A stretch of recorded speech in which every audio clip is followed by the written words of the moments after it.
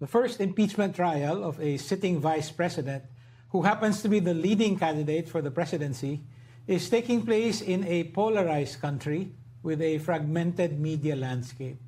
How do we make sense of the factions and partisanships that now define Philippine politics? And how do these leanings impact on the impeachment? Hi, I'm John Nery, and you are in the Public Square.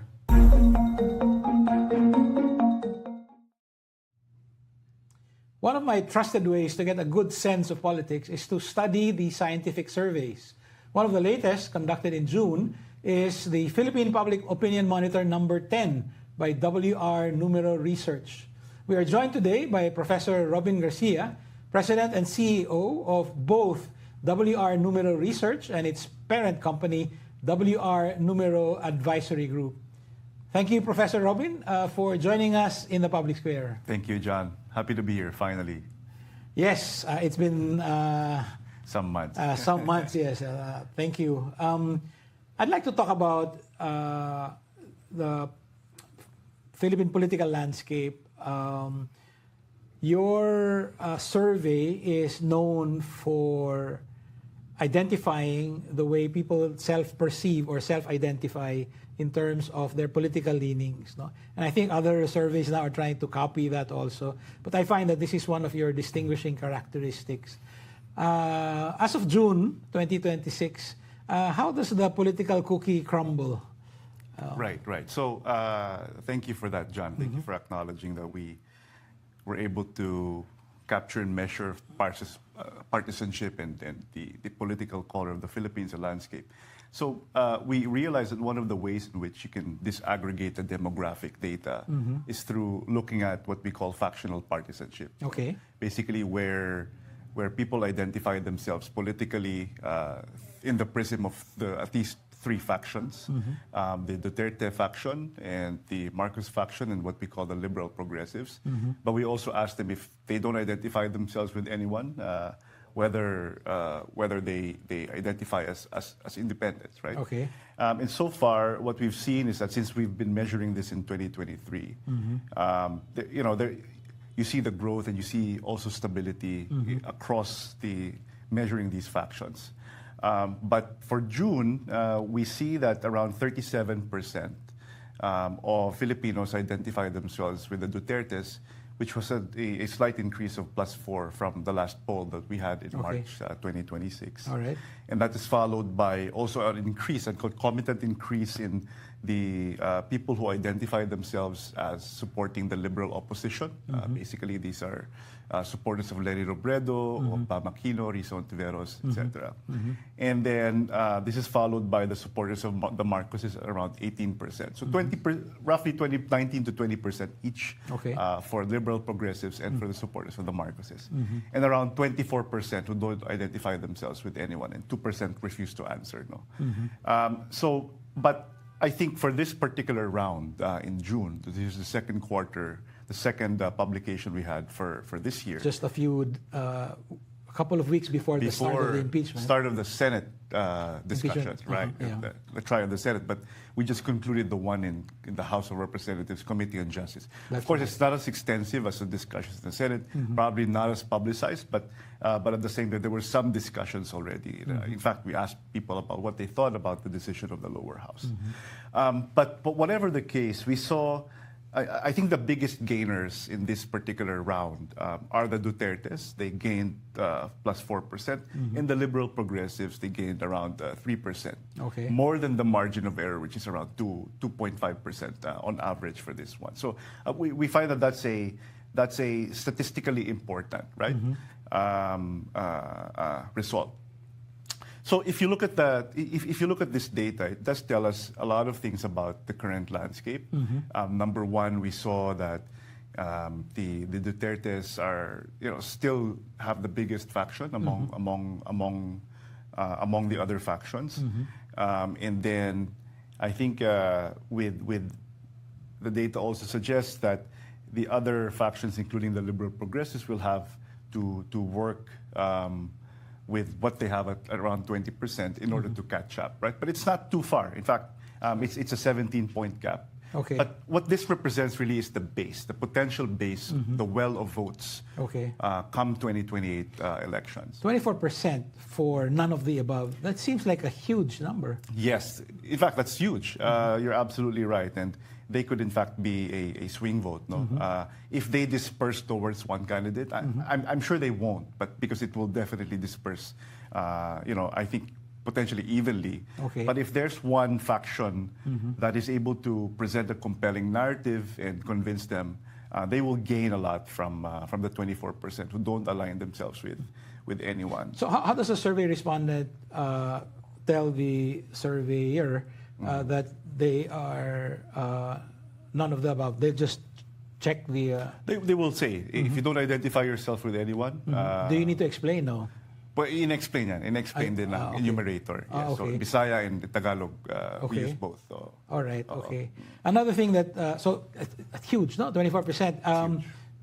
This actually down by one from March. So from March, from 25%. Is this a volatile block, or it's kind of stable over the... A very good question. In fact, in November 2025, 2 publications ago, the none of the above are at 39%. They comprise, in fact, the majority. And that dramatically decreased to 25% in March and to 24% in June. Where did So, yeah, I think at the start of the year, basically, that's where we saw the significant drop and decrease in the people who don't identify them. So basically, they're now deciding what side they're on. Yeah. If there's a conclusion or a hypothesis, this is in fact evidence that we have become much more polarized at the start of 2026 up until now. So that's a decline of something like 15%? That's a decline of, significantly, yes. The 15%, where did it go? 15%, correct. So so from November 2025 to June, the liberal progressives gained the most at 8%. No? It increased significantly over from November to June in such a short period of time. And then we saw a slight increase for the Dutertes, but not significantly. So I think from a 6-month period, so even say 8-month period, it was the liberal progressives who really gained a lot. Okay. As we see in terms of the growth of the base and the growth of the faction. The Marcos base. The Marcos base dwindled by 4%, right? Okay, all right. So they used to be in November at 15%, then now they're down at 18%. But previously they were up at 22%, right? So I think they're stabilizing. So this in fact correlates to the pre-election polls, but we'll talk about that later. Right? But I think, so there is some movement, a dramatic movement for the liberal progressives, but if there's an upward momentum for them, then they should definitely capitalize on this because they will need it in the next few months. If I remember correctly, Team Unity, Bongbong Marcos and Sara Duterte, won, roughly speaking, with about 57% of the vote for the presidency and a little higher for the vice presidency. So if you, just looking at the latest figures, if you add 37% for support for the Dutertes and 18% for the Marcoses, you're looking at 55%, more or less. No? Yeah, so it does correlate to... Yeah, but if I remember correctly, Marcos' share was a little higher before. No? Before they merged, it was something like 25%, 24-something%. And then, of course, I'm looking at other surveys here. So we're not comparing apples to apples. But you also had Sara Duterte a little above 30%. When you put them together, it was like 56, 57%, which is what they got. My question is, nung humiwala yung Team Unity, mukhang mas mataas pala yung mas maraming pumunta kay Sara. Duterte. So, yes, mas maraming pumunta kay. Although we didn't report this in the public, the public version of the publication, but we did see also we compared how much of these people are hard voters and soft voters. Okay, what's a hard voter? So a hard voter basically are people who won't change their minds. Hindi na magpapalit yung utak nila pagdating ng eleksyon. So kung sino pinili nila ngayon, yan na rin yung pipiliin nila for 2020. So these are hard voters. Okay. So out of the 37% of pro-Dutertes here, around 60% won't change their minds. Sorry, 6-0? 6-0. Okay. The highest number of hard voters among all of the factions. Oh, wow, okay. Yeah. And then, but around 40% are still going to change their minds, which is also a lot. Yeah. Right? And so, in fact, maybe just the point that if you look at that, those pieces of numbers, those numbers, no, people who don't identify themselves with anyone, and people who are soft voters of the Dutertes, and let's assume that all of them shift out and choose another candidate, then that will be definitely a game changer. Right? Yeah, so any candidate or any political faction needs to do several things. So one is to make sure that you harden your votes. Right? You make sure that your hard voters are around 70, 80%, right? I think it's possible. Number two is to convince the people from other sides to vote for you eventually. These are soft voters to vote for you. And how to do that will require many things: narrative, organization, basically an effective political campaign, and other things beyond your control, like externalities and structural considerations, right? But I think this is instructive. This graph is instructive. What's the percentage of hard voters for the Marcos base? Less than 50%. Less than 50. What about for the liberal progressives? Less than, mga 30%, siguro 40% liberal progressives. Oh, only 30%? No, maybe for liberal progressives, a little over 40%. Okay. And then sa Marcoses, mas maliit pa. Okay. 30%, right? All right. So, how do you convert a soft voter into a hard voter? I mean, well, okay. I mean, that's the right. That's the secret to political success. Correct. Right? So I think it has to do with vote conversion. So I think it's making sure that you remain. You have fidelity to the original message. So if it's about the Duterte message, you have fidelity to the message. Some, we can even talk about a neo-Duterte. Maybe some mga Duterte light, soft Dutertes, they may receive a different message. They may be convinced to become hard voters, based on another message. Yeah, but I mean, you could do this through micro-targeting, through maybe other types of maybe social scientific investigations, so other questions, basically. But I would say it's about the message. I would say the message not just for awareness, but a message aimed at vote conversion. So if I were to, I'm just trying to do the arithmetic here, no? So if let's say there's a total electorate of 60 million voters, 60 million voters, 37%, to make it easier, let's say 40% are pro-Duterte. So that would be 24 million voters. Around that. So of the 24 million voters, 60%, or what is that? About 15 million are hard. Hard Duterte votes. Right? Yes, so you would have something like 9 to 10 million that you can still what's the word? Poach or convert? Convert. Yeah? Okay. We can convince otherwise. No? Yeah, that's right. I mean, in a crowded race, as in 1992, you can win the presidency with 24% of the vote, right? And the hard voters for Sara Duterte, I think, would be something like 24% already of the vote. I mean, so if it were a crowded race, it could be enough. It could be enough, right? Is this telling us that if you'd want to beat Sara Duterte in the presidential polls, candidates have to come together. You can't have a multi-candidate scenario and expect to win. Yeah, correct. So I think pinag-usapan natin yung coalition. No? So idagdag mo actually yung Marcos and Liberal Progressive dito na faction, it adds up to around 40%, which is a competitive number. A little more nga, in fact, than the pro-Dutertes. No? So yeah, I think a coalition is definitely one way to go. If you don't necessarily convince, like if the Liberal Progressives don't convince all the Marcoses to come on board, one way is to basically combine, right? So if there's something that you can learn from 2022 that we can apply to 2020, it's that you cannot splinter into four ways, right? You really need to unite. And I think there's some awareness there already. But there are a lot of issues that they still need to resolve internally.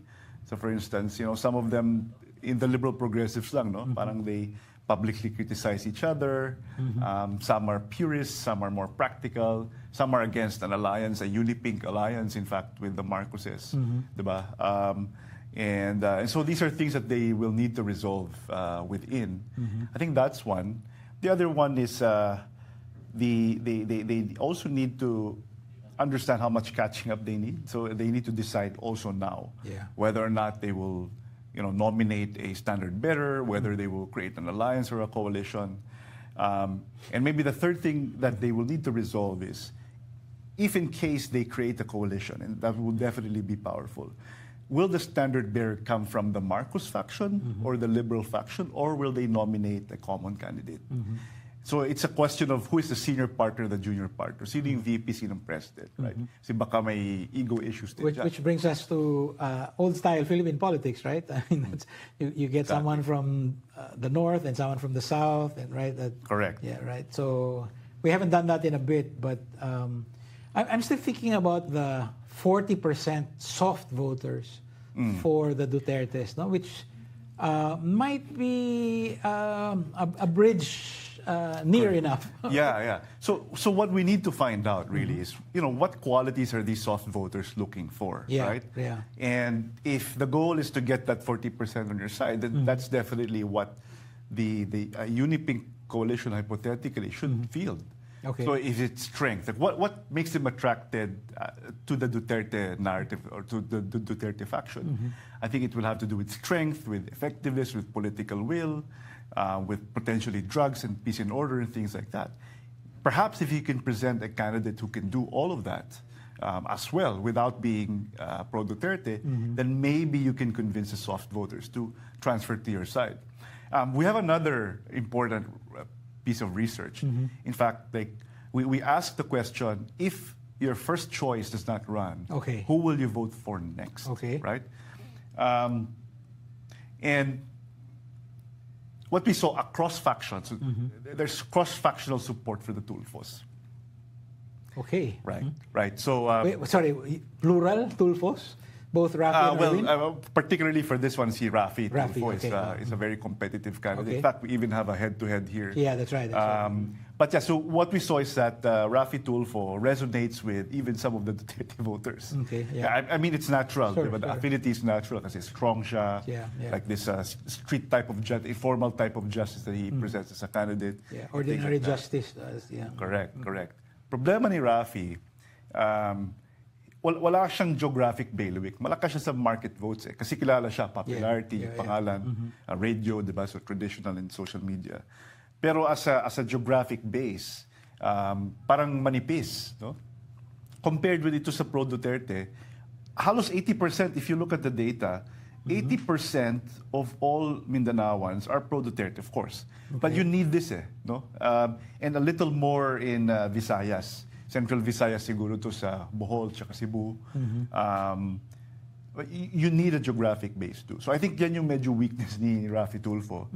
Na meron naman si Lenny. So si Lenny is very strong in rest of Luzon, for instance, 26%. So among all of the factions, I think also 26% identify themselves in the rest of Luzon and Calabarzon, no? Identify themselves as a liberal progressive. And then 19% lang in Duterte dito. But 28% with no one, no, with neither of these factions. So I think geographic base is important. Yung soft supporters, you can convince them through looking at that second choice statistic, who you will vote for. But is it a platform that will make them convert, or is it personality, or is it all, John? It's all like making sure that you're present in all of the relevant platforms. And you might also want to disaggregate the other types of demographic variables such as socioeconomic, ABC, age, and you micro-target your message to those particular people instead of sort of this parang one-size-fits-all message. Micro-targeting is important as well. No? That's why you look at the data talaga. I really find this data set of yours very fascinating, no? Because first of all, we don't think in those terms until you started teaching us in 2023. And also, so I'm going to bring up Fidel Ramos again, because he told me in April 2016 that he was voting for Roro.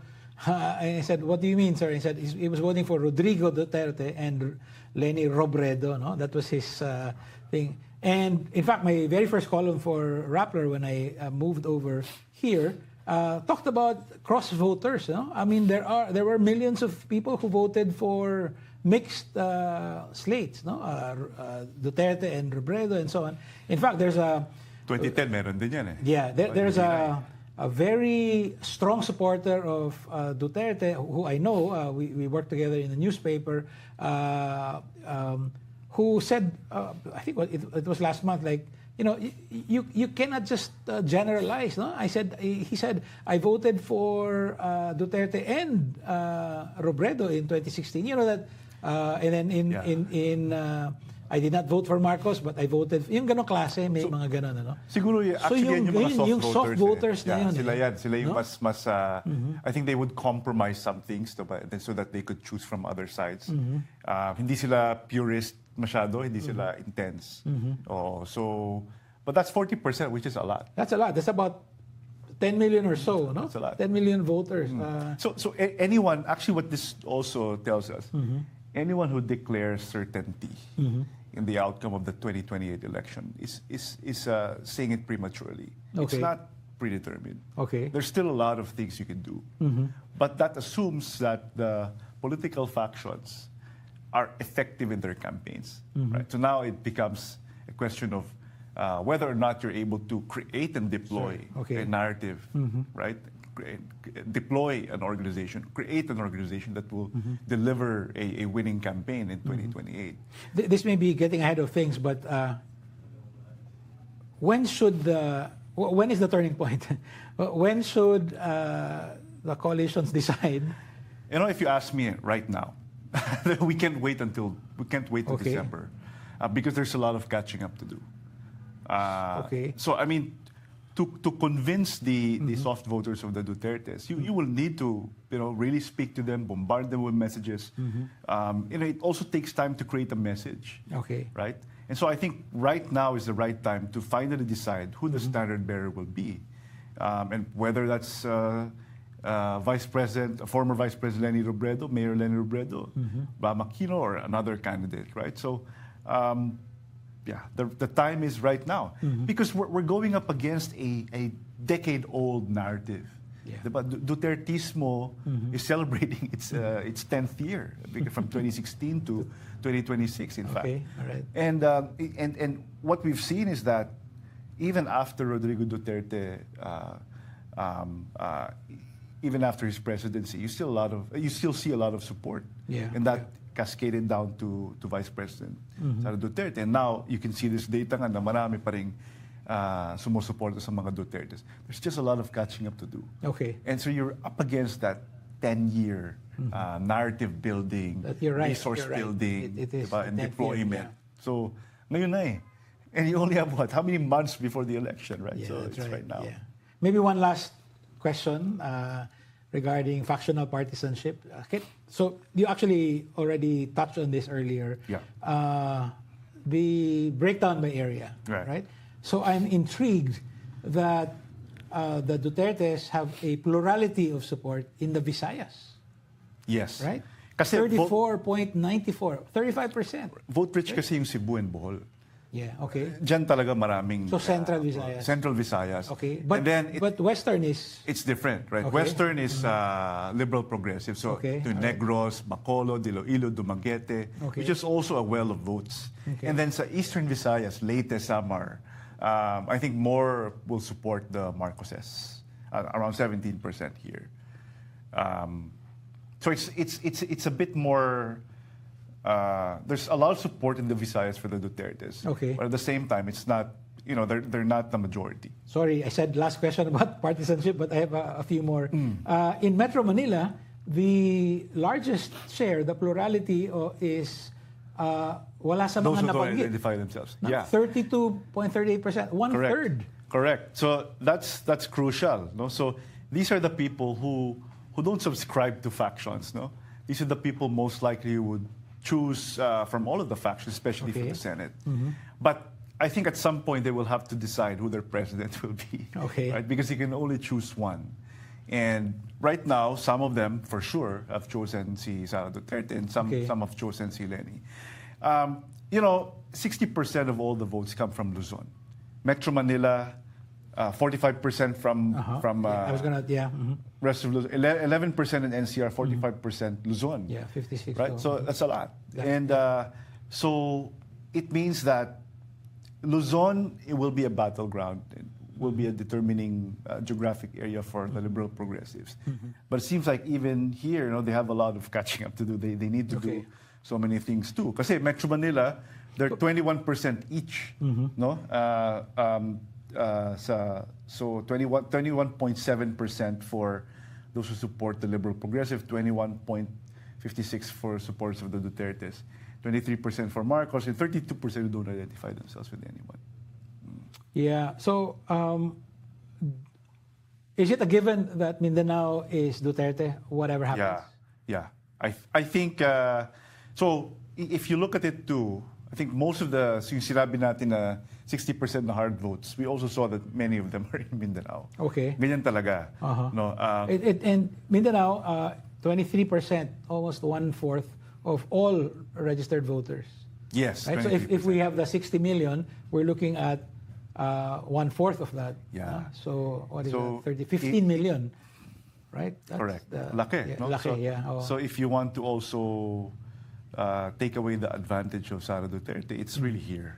It's in Mindanao. So you need to figure out Mindanao. Some campaigns will probably see it as useless kasi. Yeah, or would you do something like what I understood Abam Aquino to have done, which is really give it up. Maybe another day, and just focus on the 77%. Yeah, Luzon, so yun na nga. NCR, and Visayas. They could feel that it's a lost cause, that there's no point in campaigning in Mindanao because you're not going to be able to move the needle. Pero I think it's not campaigning, it's also coalitional politics. Okay. If you can find a candidate who can break this, someone who identifies as a Duterte supporter, but who won't necessarily support Sara Duterte. And if you can present an alternative candidate and get all of the soft supporters, maybe that can take away the advantage of Sara. Who that is it's a completely different conversation. Well, Robin, I don't want to leave this topic because I'm really fascinated by it. But and I did say that we'll tackle impeachment last, no? But maybe we can go to impeachment. Okay. So from here, no, how do these leanings impact on support for or against the impeachment? So actually, there are two things we need to talk about when it comes to impeaching the vice president. One is whether or not people agree with a trial, with having a trial, with having litigation. Okay, the very basic thing. The very basic. And what we've seen is that there is some support even among Duterte's, pro-Duterte constituents, for having an impeachment trial. Okay. But whether the decision is to convict, they oppose it, right? So I think, so dito, 9 out of 10 want. So this is a statistic from, I think, last year. 9 out of 10 Filipinos believe that the vice president should stand trial and should appear, in fact. Okay. And should personally appear. Personally appear and defend herself. Okay. Not necessarily personally appear, but to go through the trial. Okay. All right. Most people support it. Okay. But then it dwindles down when it comes to agreeing whether she should be convicted. No? So 54% are against and that's the latest number. No? Are against the conviction of the vice president. And that's right. Right. So you asked, naging desisyon ng Kamara na i-impeach si Vice President Sara Duterte, sang-ayon ba kayo o hindi?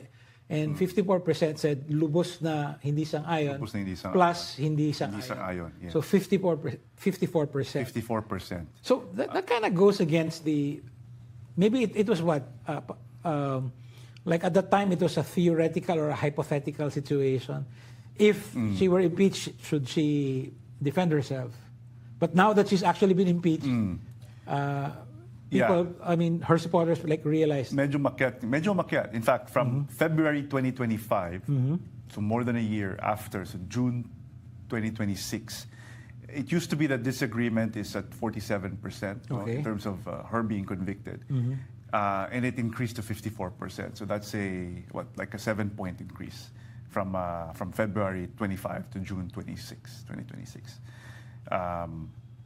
I don't know if there's correlation. When asked about the strength of evidence, so of course this was undertaken in June, so the impeachment trial had not yet started. So people were basing it on maybe the Quadcom hearings, media reports, social media, and so on. And it turns out that 42% of your respondents said mahina ang ebidensya.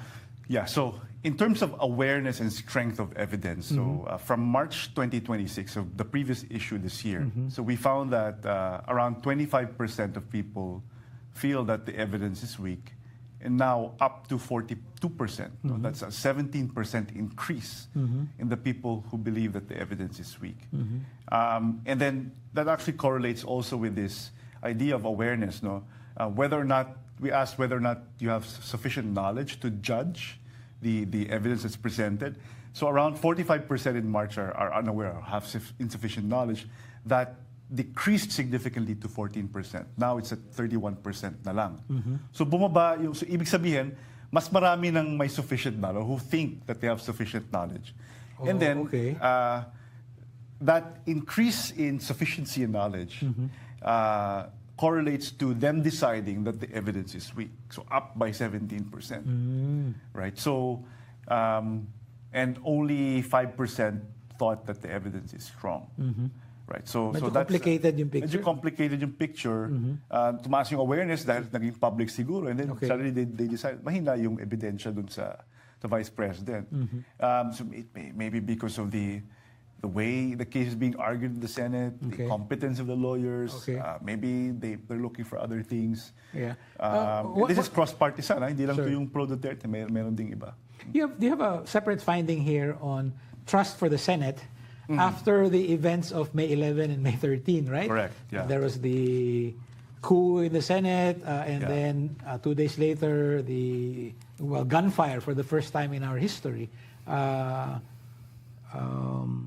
Taking place in the Senate. Even the leaders, the leadership changes, frequent leadership changes. That's right, yeah. And then so the finding is that 73% said mas lumit ang tiwala nila sa Senado. Yes, as an institution, after everything that happened.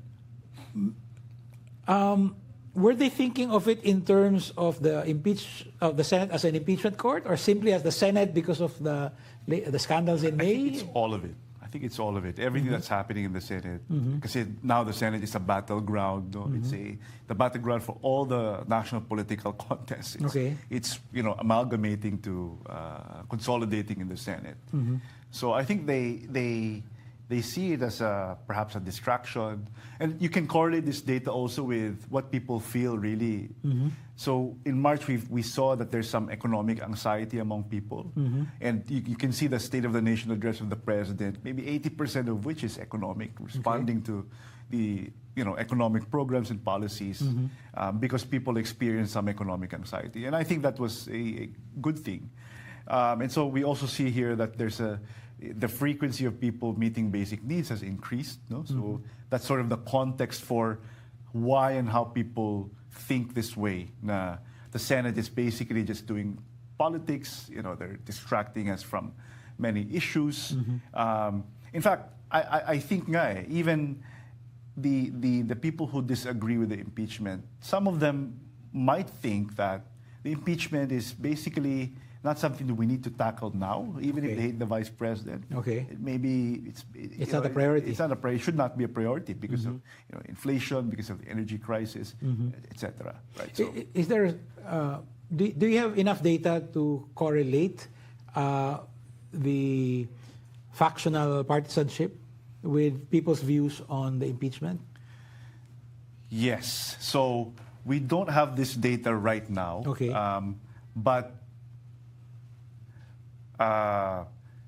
So the people, of course, who disagree. So what we see is that those who are skeptical against the impeachment are basically from Mindanao. No, so that's what we see. It's not in the it's not in the PPOM. Sure. Okay. So this is something that my team created, no? And so those who don't agree with the impeachment, who don't agree that the vice president should be impeached, should even be in trial, are mostly from Mindanao. And these are, as we said kanina, most likely these are hard supporters of the Dutertes. I'm going to ask you to speculate, but going back to the idea of, or the opportunity of soft voters, would a unfair trial or a trial perceived to be unfair convert the soft Duterte voters into hard? Would you have that kind of? I'm asking you to speculate, no? But this might be something that you might be able to probe or plumb in future surveys.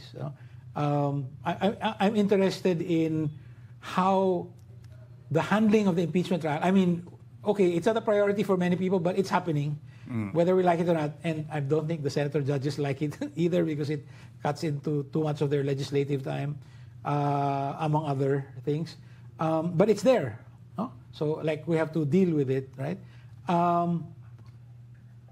If people see it as, okay, essentially fair, parang patas lang, would it have an effect on the 2028 elections?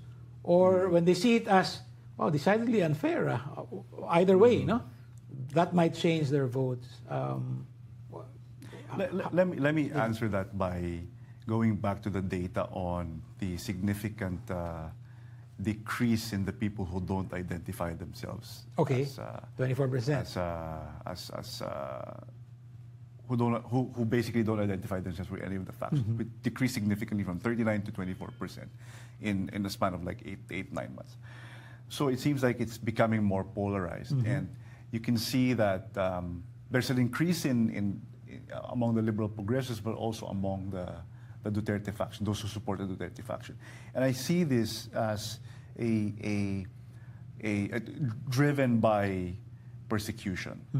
And this is not an old analysis. People think na mas lalo mong inaapi sila Duterte kung hindi fair yung trial, kung, di ba, mamatay si former president sa ICC, tapos masama yung condition niya doon, hindi patas. I think a lot of these people will have sympathy and affinity for the Dutertes, even soft voters and non-Duterte voters also. So that's why we have to be careful about. That's right, yeah. And, but if, on the other hand, let's say, if in the unlikely event, because of the 16 votes threshold, Vice President Duterte is in fact convicted and therefore disqualified from office, what is the effect? Would there be like strong, even violent backlash? How should we think about that? The possibility. The possibility. If that was the outcome, what would be the response? I'm sure some people might want to do some destabilization attempts, but I think they will. I think they will just proceed to nominate another standard bearer. Okay. It could be any of the Duterte brothers, or it could be Robin Padilla or Marcoleta. But they have a pool of people they could nominate as a standard bearer. Okay. I think they will. Some people will choose to compete in the electoral arena instead of the streets, and instead of using a revolutionary route. So speaking of the electoral arena, maybe we can take a look at your June findings as far as pre-election preferences for the 2028 presidential elections are concerned. No? So no surprise, you still have Sara Duterte, the vice president, at 39.4%. Yes. Up 3.5 Leni Robredo second at 20.9%. But it's basically half, no? It's like 40 and then 20%. The biggest gainer is Leni Robredo here, despite the fact that she has repeatedly said that she's not going to run for president. At least that's what's declared in public. I heard, well, I actually asked another pollster, and the answer was maybe people are taking her reticence, or, well, she did actually say she's not running, no? But this idea dampens her numbers. You know, the notion that hindi naman siya interesado eh. Would you share that view? I mean, her numbers would be higher if she had said, well, okay. The evidence suggests otherwise. In fact, she has increased.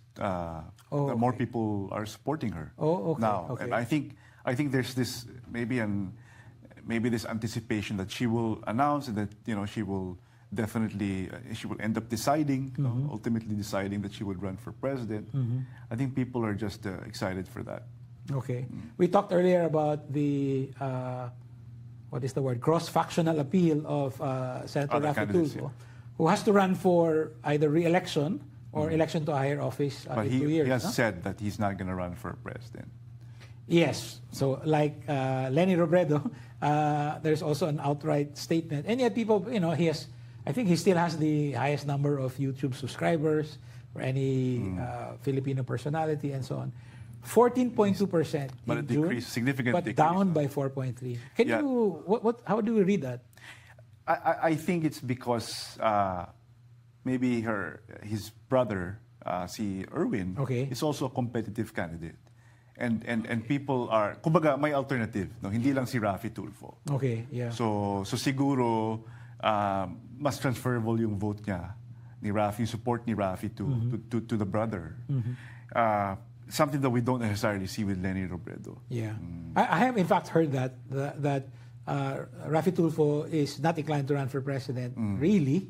And that if there is someone who might want to run among the Tulfo brothers, it would be Erwin, who doesn't have anything to lose because he just won a Senate seat. And if he loses, he just falls back. That's right. That's right. Yeah. So how is Erwin doing? We did not poll him for the presidency. Okay, all right. But we might include him in the next round. Okay. And we also did not poll him for the vice presidency. But if that's the case, then actually this is something new to us also, but we've heard it. Okay. But we didn't want to parang use that information to put him here. But yeah, maybe we should put Erwin Tulfo here in this. So interesting. Next round, Q3. So when we were looking at the factional partisanship, 80% self-identified in Mindanao, self-identified as Duterte supporters. Yeah. But in terms of election preferences, it's almost 90%, 88.5% say they will vote for Sara. So may nahatak pa. May nahatak pa sa Mindanao. Sigurado, siguro. No? So I think maybe Mindanao really is, you have to give it to them, right? But I find it also interesting that in rest of Luzon, you did say Leni Robredo, those who identify as liberal progressives, it's about 20%. Yep. But when you ask them, will you vote for this or this candidate? She has the rest of Luzon is 31%. It's a sizable 11-point lead. Yeah. Siya yung pinakamalaki dyan. Even she's actually the biggest. No more than hindi pa sigurado, no? Hindi sigurado 22%. 31% are going to vote for Leni Robredo in Metro Manila. In rest of Luzon, and then Metro Manila 22%. Halos pantay sila ni Sara Duterte, Leni Robredo at Rafi Tulfo in Metro Manila. Yeah. I find it interesting that in the Visayas, almost pareho lang si Leni and Rafi Tulfo. 19 and 16%, whereas Sara is almost double that. 35%. 35%. That's still Cebu and Bohol, right? I think most of it is concentrated in Central Luzon, yes. Central Visayas. Right. Malaki kasi yung boto sa Cebu and Bohol talaga eh. I think at least 3 to 4 million votes eh. It's very fascinating stuff. You asked this series of questions that I find very fascinating as a survey nerd, no? I mean, I really geek out on these things, no? Yung presidential candidates head to head, right? So if you change the combination, how will it look?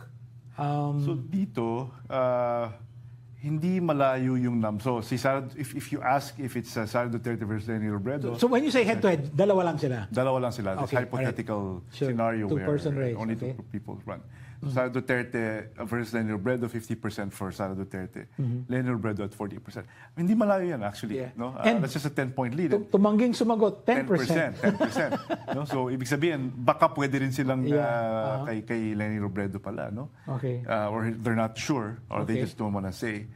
And then, si Raffy Tulfo, if it's between Sara Duterte and Raffy Tulfo, Raffy Tulfo is slightly more competitive at 41%. Yeah, and Sara is down to 47? Oo, parang mas, siguro napaisip yung mga tao, mas maraming hindi sumagot or hindi sigurado kasi baka mas competitive yung, mas comparative. Okay. Kumbaga si Sara Duterte and Raffy Tulfo. And then we also asked if it's between Sara Duterte and Risa Ontiveros, 60% will go to Sara, and then 31% will go to Risa. Yeah. It's the result is not too different if it's with Bam Aquino and Sara Duterte. 55% for Sara, Bam Aquino at 34%. But we asked this because I think it's important to measure this hypothetical scenario. Yeah. But precisely that's hypothetical. It doesn't. Parang it's the way Philippine politics, Philippine electoral institutions is structured, does not necessarily accommodate this head-to-head competition. It's very rare, right? So, that's right. Unless we change the constitution ahead of the elections in 2028, then that's the only time we can I think have a high probability we'll have this. It's not impossible in the current institutional architecture, but at the same time, it's going to be low probability. So I find this fascinating, but what is the political value of the head-to-head comparisons this early? Or well, relatively, it's still early, 2 years out. Does it help a candidate like Bam Aquino to say, I'm only 20 points behind? Well, it would incentivize them to unite. I think that's one thing. Clearly, pinapakita nito na if this is perhaps what the contest will look like if you create a coalition. If you rally behind one candidate. Okay. And who will be the most competitive candidates? I think what this hypothetical scenario can give a strategic, the strategic value of this number. How about in terms of the vice presidency? Interestingly, I find Grace Poe, who is out of office, still polling relatively well. She's fourth at 14.6%. In fact, previously it was a three-way tie between Bongo, Robin Padilla, and Grace Poe. Okay. Yeah. So I think the vice presidency is fluid. It's a more open contest. Okay. It's less predictable as of this point.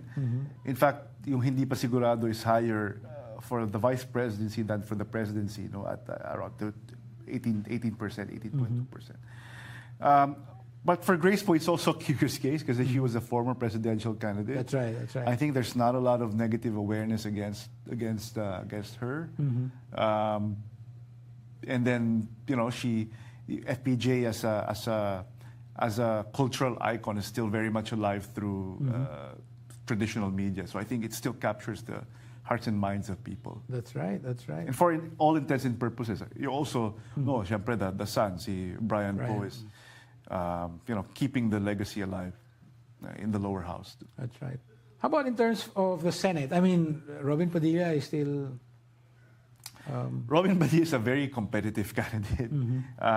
So for the Senate, many of these people are still Duterte aligned. A lot of these people are also, at least for the WR Numero poll, have familiar last names, or name recall is important.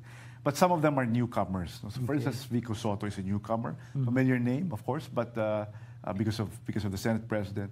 But a newcomer, and he polled well, I think, in other polls. But for us, it was he's tied at number 2, in fact, at 36%, tied with Raffy Tulfo. And then you also have the Duterte brothers, if they decide to run. Both of them will win. That will change the landscape in 2028. So both Pulong and Baste? Baste, mas mataas pa sila sa previous namin na round, but here, he's 7 and 8. 29% for Baste, and then si Polong, 28%. Oh, wow. And then you have other current secretaries, no, or have a high post in the current government. So, for instance, si Sonny Angara, Deputy Secretary Sonny Angara, si Mark Lapid, I think he's currently to Department of Tourism. I think Tiesa yata siya, Tiesa, the son of Lito Lapid. Surprisingly, is polling well here, and he is in fact, we checked. No, si Lito Lapid has just won a fresh 6-year term. So if Mark wins, we'll have more families exactly in the Senate. And then sila Rex Gatchalian, ito yung mga secretaries, mga young secretaries. But I think yung mga Marcos secretaries kasi they're not polling well for presidency. In fact, our previous poll no March, you can check, we had we have a list of 12 names. So we included Angara, we included for presidency, si Nick Torre, and then a couple of others, Vince Dizon, I think John Vic Remulla, all of them polled not so well. So parang coalition building, mahirapan sila to field the standard bearer for the Marcos coalition. Maybe just a few more questions, no, before we wrap up. But I'm wondering, how do you gauge the political power or the political influence of the factional, of the partisan factions? No? So, for instance, what was it again? 37%. I self-identify as Duterte, right? Do you gauge their power or their influence by looking at the presidential race? Oh, look, Sara is also ahead, 34%. Or do you look at the Senate and say, of the top 12, 8 are Duterte? Ganun ba yan? Or yes.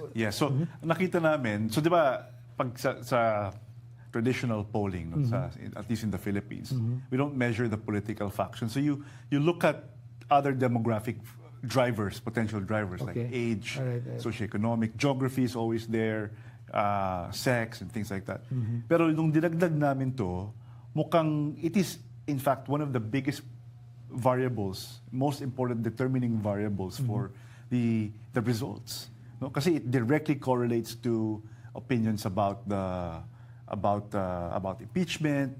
It correlates with the numbers on the presidency and the vice presidency. So yes, so I think in that sense, you can say that the measuring the political factionalism does determine in a big way the results that we see for pre-election polls and for other national issues, such as what people feel, economic anxiety and their issues about impeachment and even foreign affairs and things like that.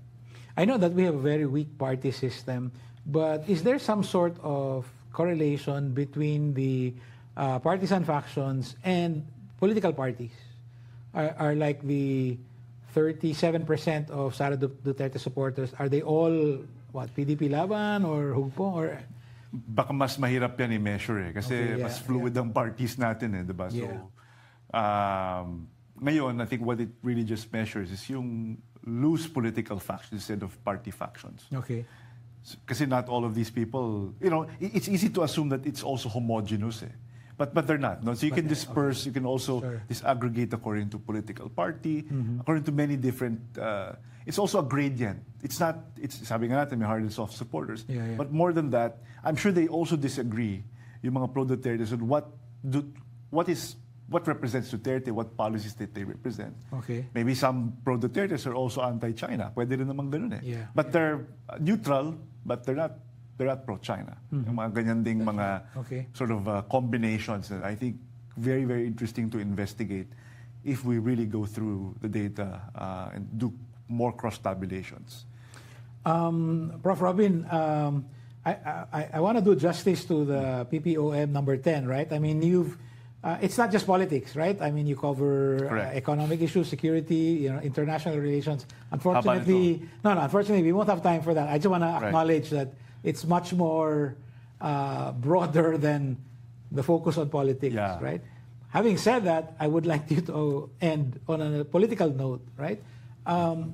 So given all of this, right, what would be your, and like you're facing a potential candidate or a potential client or a potential investor in the Philippines, weighing political risk and so on. What would your main summary be of Philippine politics today until 2028? So I think the year 2026 is a mega year in politics. There's just a lot of variability. A lot of things have happened, and a lot of things will happen. So we need to, monitor many things, including the outcome of the impeachment. And even that is a bit more fluid, right? We haven't settled on 16, and the Marcos administration is making moves to perhaps make sure that Sara Duterte is convicted, although we don't know if that's going to be effective. And then you also have the ICC of President Rodrigo Duterte. You have the warrants of arrests for many people. Some of them have already been arrested. So there's really a lot of variability and uncertainty right now, politically, that may determine the policy direction and the actual direction of the country going into 2027. We're already in the 8th month of the year. It was really, really fast. But at the same time, there's still a lot of things that can happen in the next few months towards December. So it's uncertainty. Yes, I guess what you're saying to political leaders is the best way to anticipate the future is to create it, right? I mean, they have to do something. That was most instructive. Professor Robin Garcia of WR Numero Research and the WR Advisory Group. Thank you very much. Thank you.